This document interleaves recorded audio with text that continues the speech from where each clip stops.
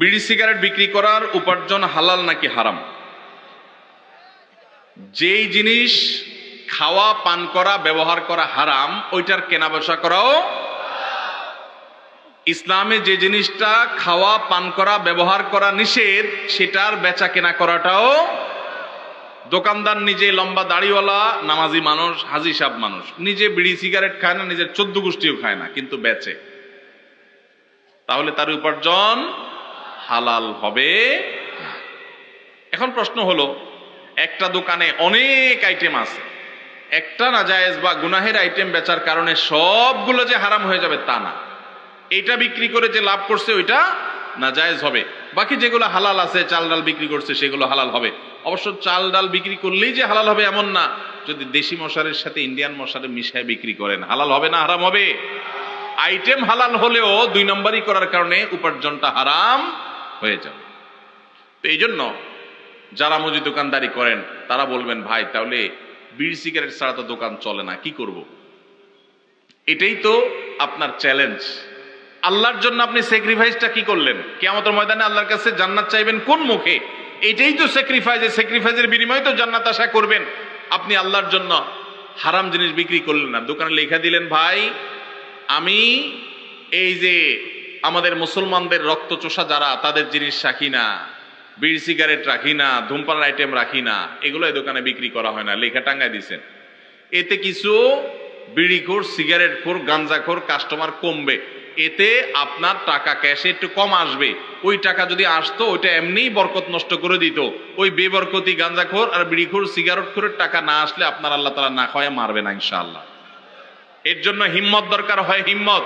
কিছু কেনাবেচা কম হোক, কিছু কাস্টমার কম আসুক, আমি একটু কম খাবো, আমার ইনকাম একটু কম হবে, বিনিময়ে আমি জান্নাত পাবো ইনশাআল্লাহ। মনে শান্তি থাকবে যে আমি ক্যান্সারের আইটেম বিক্রি করে একটা মানুষকে সর্বশান্ত করার দায়ে আমি দায়ী হলাম না। দোকানদার ভাই যত সিগারেট বিক্রি করলেন,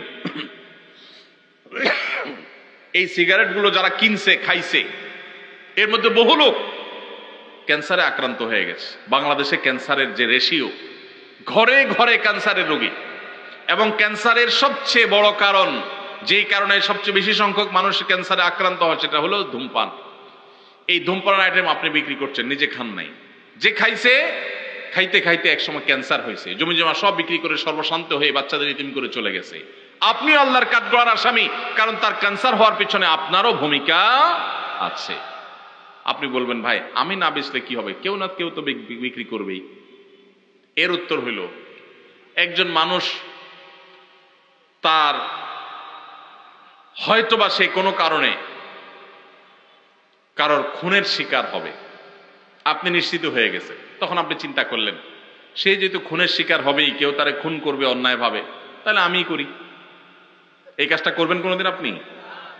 সে আনা মানুষ তো, এটা তো আপনি বুঝেন 16 আনা, যে আমি না মারলে কি হবে, আরেকজন তো মারবেই, তাহলে আমিই মারি, এই কাম তো আপনি করেন না। তাহলে এই লোকটা অন্য কারোর কাছ থেকে বিড়ি সিগারেট কিনে খায়া ক্যান্সার হয়ে মরবে, সন্তানদের অসহায় করে রেখে যাবে, সর্বশান্ত হয়ে যাবে। এর জন্য কেউ বিক্রি করে করুক, আমি করব না। সে দায়ী হয় হোক, আমি দায়ী হব না। আল্লাহ তাআলা আমাদেরকে বুঝার তৌফিক দান করুন। সৎ সাহস লাগে ভাই, ইমানের শক্তি লাগে, ইমানের শক্তি লাগে। হারাম ছাড়ার জন্য কি লাগে? ইমানের শক্তি লাগে। আল্লাহ আমাদেরকে সেই ইমানের শক্তি দান করুন। ইমানের শক্তি থাকলে ইনকামটা একটু কম হবে, বাসা থেকে একটু খোঁচাখুচি শুনতে হবে। বউ বলবে, তোমার লগের দোকানদার বিল্ডিং একটা পরে একটা তুলতেছে, তালার পরে তালা তুলতেছে, কি দোকানদারি করো তুমি, ভাতের টাকা জোগাড় করতে পারো না। এগুলো কিন্তু শোনা লাগবে, মাথায় যেন থাকে, এগুলোর জবাব দিতে হবে। স্ত্রীকে সেজন্য বোঝাতে হবে, আমরা কি জান্নাতে যাব না জাহান্নামে যাব, আগে সে সিদ্ধান্ত নিতে হবে। যদি জান্নাতে যেতে চাই তাহলে আমরা এটা করব না। আমি যে বিড়ি সিগারেট বিক্রি করে মানুষের মরার কারণ হব, ক্যান্সারের কারণ হব, জান্নাত তো পরে, দুনিয়াতেই তো আমার বিবেকে আমাকে বাধা দিবে যে একটা মানুষের ধ্বংসের জন্য আমি ভূমিকা রাখলাম। তাহলে এই হারাম জিনিস ছাড়বো তো ইনশাআল্লাহ। আল্লাহ আমাদেরকে তৌফিক দান করুন।